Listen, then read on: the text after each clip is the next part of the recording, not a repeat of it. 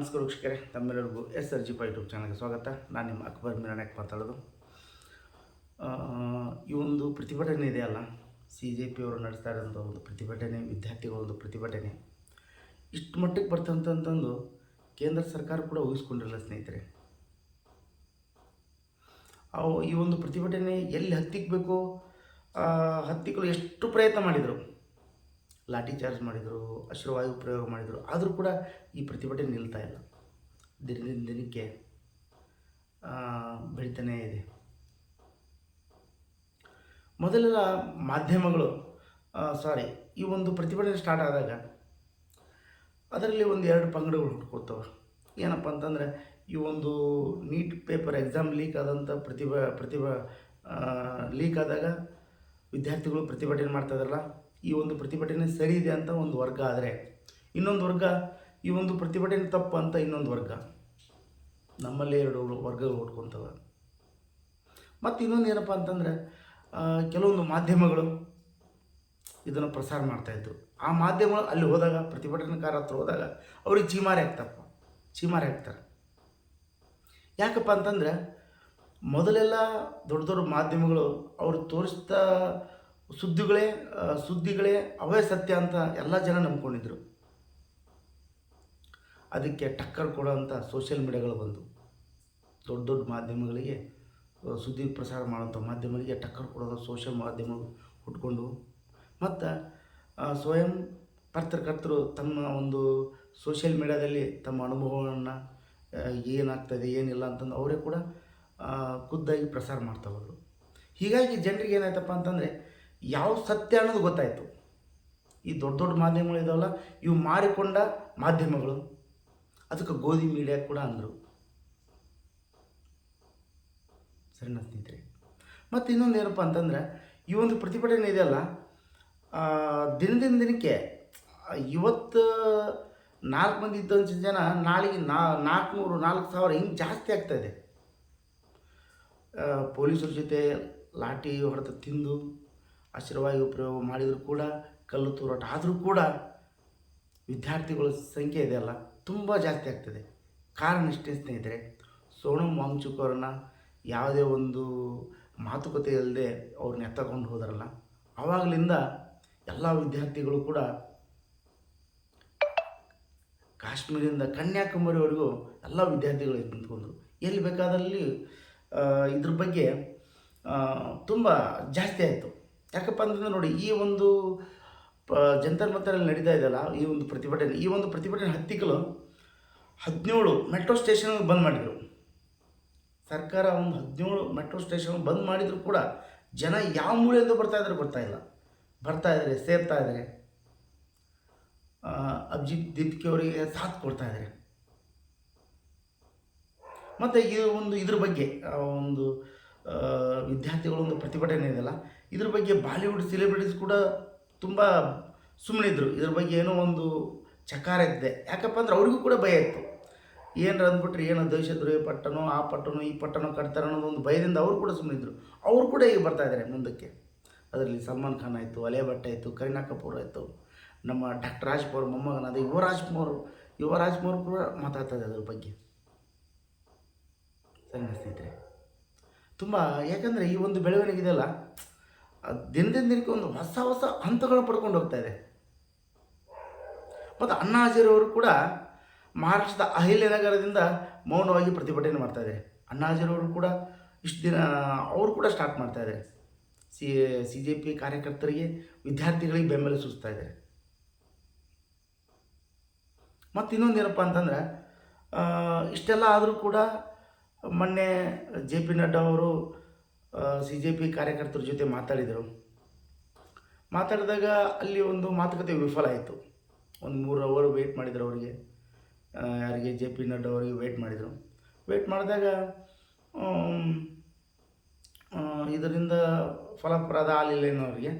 ಒಂದು ಮಾತುಕತೆ ವಿಫಲ ಆದಮೇಲೆ ಮತ್ತು ಅವರು ಸತ್ಯಾಗ್ರಹ ಮುಂದುವರಿಸ್ತಾ ಇದ್ದಾರೆ. ಅವರು ಏನಪ್ಪ ಅಂದರೆ, ಅಭಿಜಿತ್ ದೀಪ್ಕಿ ಅವ್ರು ಏನು ಹೇಳ್ತಾರೆ ಅಂತಂದರೆ, ಈ ಒಂದು ನೀಟ್ ಪರೀಕ್ಷೆ ಎಕ್ಸಾಮ್ ಲೀಕ್ ಆದಂಥ ನೀಟ್ ಅಧಿಕಾರಿಗಳಿದ್ದಾರೆ, ಎಕ್ಸಾಮ್ ನಡೆಸುವಂಥ ಅಧಿಕಾರಿಗಳಿದ್ದಾರೆ, ಅವರು ಮತ್ತೆ ರೀಫಾರ್ಮ್ ಆಗಬೇಕದು. ಮತ್ತು ಈ ಒಂದು ನೈತಿಕ ಹೊಣೆ ಹೊತ್ತಂಥ ನೀಟ್ ಎಕ್ಸಾಮ್ ಪೇಪರು ಮೇಲೆ ಇದರಲ್ಲ ಶಿಕ್ಷಣ ಸಚಿವರಾದಂಥ ಧರ್ಮೇಂದ್ರ ಪ್ರಧಾನ್ ಅವರು ರಾಜೀನಾಮೆ ನೀಡಬೇಕು. ಯಾಕಂತಂದರೆ ಅವರೇ ಇದರ ಒಂದು ಸಂಪೂರ್ಣ ಜವಾಬ್ದಾರಿ. ಅವರಿಂದನೇ ಅವರ ಒಂದು ವೈಫಲ್ಯದಿಂದನೇ ಲೀಕ್ ಆಗಿದೆ. ಹಾಗಾಗಿ ಅವರು ರಾಜೀನಾಮೆ ನೀಡಬೇಕು, ಇಲ್ಲ ನರೇಂದ್ರ ಮೋದಿಯವರು ನೀಡಬೇಕು ರಾಜೀನಾಮೆ ಅಂತ ಅಭಿಜಿತ್ ದೀಪ್ಗೆ ಅವರು ಹೇಳ್ತಾ ಇದ್ದಾರೆ ಸ್ನೇಹಿತರೆ. ಮತ್ತೇನಪ್ಪ ಅಂದರೆ ಈ ಒಂದು ಇದರಿಂದ ಇವತ್ತು ನರೇಂದ್ರ ಮೋದಿಯವರು ಟ್ವೀಟ್ ಮಾಡಿದ್ದಾರೆ. ಏನಪ್ಪ ಅಂತಂದ್ರೆ ಈ ಒಂದು ನೀಟ್ ಪರೀಕ್ಷೆ ಲೀಕ್ ಆದಂಥ ಒಂದು 13 ಮಂದಿ ಅಧಿಕಾರಿಗಳಿಗೆ ನಾವು ಆದಷ್ಟು ಬೇಗ ಅವರಿಗೆ ಶಿಕ್ಷೆ ಕೊಡ್ತೀವಿ, ಆದಷ್ಟು ಬೇಗ ಅವರಿಗೆ ಕಠಿಣ ಶಿಕ್ಷೆ ಕೊಡ್ತೀವಿ. ಮತ್ತು ಒಂದು 21 ಮಂದಿ ಆತ್ಮಹತ್ಯೆ ಮಾಡ್ಕೊಂಡಲ್ಲ ವಿದ್ಯಾರ್ಥಿಗಳಿಗೆ, ಅವರು ಕೂಡ ನಮಗೆ ತುಂಬ ಬೇಜಾರಿದೆ. ಇನ್ನೊಂದು ಈ ಥರ ಅಹಿತಕರ ಘಟನೆಗಳು ಆಗದೆ ನಾವು ನೋಡ್ಕೊಳ್ತೀವಿ ಅಂತಂದು ಕೂಡ ಅವರು ಇವತ್ತು ಟ್ವೀಟ್ ಮಾಡಿದ್ದಾರೆ. ಮತ್ತು ಇನ್ನೊಂದು ಏನಂದ್ರೆ ಸ್ನೇಹಿತರೆ, ಈ ಟ್ವೀಟಲ್ಲಿ ಇನ್ನೊಂದು ಅವರು ಹೇಳಿದ್ದಾರೆ ಏನಪ್ಪ ಅಂತಂದರೆ, ಇದನ್ನು ಆದಷ್ಟು ಬೇಗ ಫಾಸ್ಟ್ ಟ್ರ್ಯಾಕ್ ಕೋರ್ಟಿನ ಮೂಲಕ ಇದನ್ನು ಬಗೆಹರಿಸ್ತೀವಿ. ಆ ಫಾಸ್ಟ್ ಟ್ರ್ಯಾಕ್ ಕೋರ್ಟ್ ಅದರಲ್ಲಿ 5 ಕೋರ್ಟ್ ಇದ್ದಾವೆ. ಯಾವ ಕೋರ್ಟ್ ಅಂತಂದರೆ ಬಾಂಬೆಯಲ್ಲಿ 2 ಪೀಠ, ಮಧ್ಯಪ್ರದೇಶದಲ್ಲಿ 1 ಪೀಠ, ಕೋಲ್ಕತ್ತಾದಲ್ಲಿ 1 ಪೀಠ, ದೆಹಲಿಯಲ್ಲಿ 1 ಪೀಠ. ಈ ಒಂದು ಫಾಸ್ಟ್ ಟ್ರ್ಯಾಕ್ ಕೋರ್ಟ್ ಮುಖಾಂತರ 13 ಮಂದಿ ಅಧಿಕಾರಿಗಳಿದಾರಲ್ಲ ಅವರಿಗೆ ಕಠಿಣ ಶಿಕ್ಷೆ ಜಾರಿಗೊಳಿಸ್ತೀವಿ ಅಂತಂದು ನರೇಂದ್ರ ಮೋದಿಯವರು ಕೂಡ ಇದಕ್ಕೆ ಟ್ವೀಟ್ ಮಾಡಿದ್ದಾರೆ ಸ್ನೇಹಿತರೆ. ಆದರೂ ಕೂಡ ವಿದ್ಯಾರ್ಥಿಗಳು ಒಂದು ಪ್ರತಿಭಟನೆ ನಿಲ್ತಾ ಇಲ್ಲ. ಯಾಕಂತಂದರೆ ಅವರು ಹೇಳೋದು ಒಂದೇ, ಈ ಒಂದು ನೈತಿಕ ಜವಾಬ್ದಾರಿ ಹೊತ್ತಂಥ ದೇವೇಂದ್ರ ಪ್ರಧಾನ್ ಅವರು ರಾಜೀನಾಮೆ ನೀಡಲೇಬೇಕಂತ. ನೋಡಿ, ಇನ್ನೊಂದು ಏನೋ ಪ್ರಮುಖ ವಿಷಯ ಸ್ನೇಹಿತರೆ, ಇದೇ ದೇವೇಂದ್ರ ಪ್ರಧಾನ್ ಅವರು 1997ರಲ್ಲಿ ಒಡಿಶಾದಲ್ಲಿ ಪೇಪರ್ ಲೀಕ್ ಸಂಬಂಧ ಒಂದು ದೊಡ್ಡ ಹೋರಾಟ ಮಾಡಿದರು. ಆ ಹೋರಾಟ ಮಾಡಿದಂಥವರು ದೇವೇಂದ್ರ ಪ್ರಧಾನ್ ಅವರು ಇವತ್ತು ಉತ್ತರ ಕೊಡಲೇಬೇಕು ಅಂತ ದೊಡ್ಡ ಹೋರಾಟಗಾರರು. ಅವತ್ತು ಪೇಪರ್ ಲೀಕ್ ಆದಂಥ ಹೋರಾಟ ಮಾಡಿದರು. ಇವತ್ತ್ಯಾಕೆ ಪೇಪರ್ ಲೀಕ್ ಆಯಿತು? ಅವರು ಒಂದು ಉತ್ತುಂಗ ಸ್ಥಾನದಲ್ಲಿದ್ದಾರೆ, ಆದರೂ ಕೂಡ ಲೀಕ್ ಆಯಿತು. ಅವರು ರಾಜೀನಾಮೆ ನೀಡಲೇಬೇಕಂತಂದು CJP ಕಾರ್ಯಕರ್ತರಾಯಿತು, ವಿದ್ಯಾರ್ಥಿಗಳಾಯಿತು ಪ್ರತಿಭಟನೆ ಮೂಲಕ ಹೇಳ್ತಾ ಇದ್ದಾರೆ. ಇಷ್ಟೆಲ್ಲ ಪ್ರತಿಭಟನೆ ನಡೀತಾ ಇದೆ ಸ್ನೇಹಿತರೆ. ಮತ್ತು ಇನ್ನೊಂದು ಏನಪ್ಪ ಅಂತಂದ್ರೆ JP ನಡ್ಡಾ ಅವರು ಮತ್ತು ಜಿತೇಂದ್ರ ಸಿಂಗ್ ಅವರು ಕೂಡ ಇದಕ್ಕೊಂದು ಪರಿಹಾರ ಸೂಚಿಸ್ತೀವಿ ನಾವು, ಅವರು ಕೂಡ ಹೇಳಿದ್ದಾರೆ.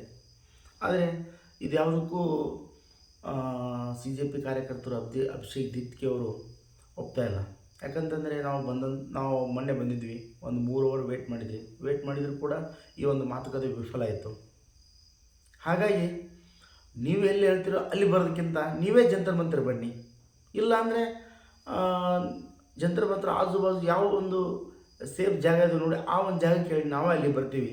ನಮ್ಮ ಬೇಡಿಕೆ ಒಂದೇ, ಏನಪ್ಪ ಅಂತಂದ್ರೆ ಈ ಒಂದು ನೀಟ್ ಎಕ್ಸಾಮ್ ಪೇಪರ್ ಲೀಕ್ ಆದಂಥ ನೈತಿಕ ಹೊಣೆ ಹೊತ್ತಂಥ ದೇವೇಂದ್ರ ಪ್ರಧಾನ್ ಅವರು ರಾಜೀನಾಮೆ ನೀಡಬೇಕು.